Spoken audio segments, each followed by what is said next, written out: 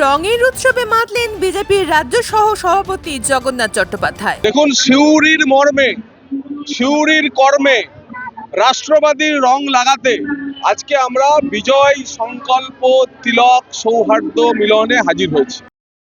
সিউড়ির সেচ দপ্তরের মাঠে বসন্ত বন্ধন আয়োজিত হয়। সেখানেই উপস্থিত ছিলেন জগন্নাথ চট্টোপাধ্যায় সহ বিজেপি নেতারা।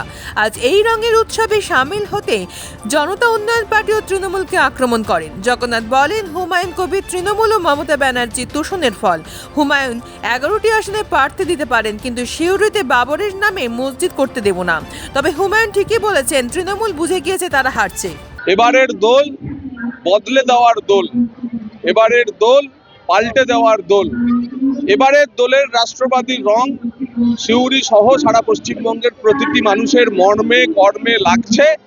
এই বসন্ত যে মানুষের দ্বারে জাগ্রত হয়ে উপস্থিত হয়েছে, এই বসন্ত বলছে যে নব্য বাংলার উত্থান অবশ্যম্ভাবী আগামী 2 মাসের মধ্যে।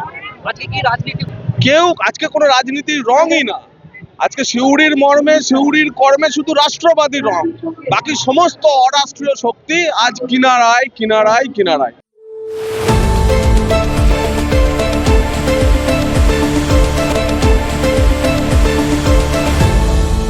আপনারা দেখছেন এই বেলা বাংলা, শিরোনামে সবার আগে।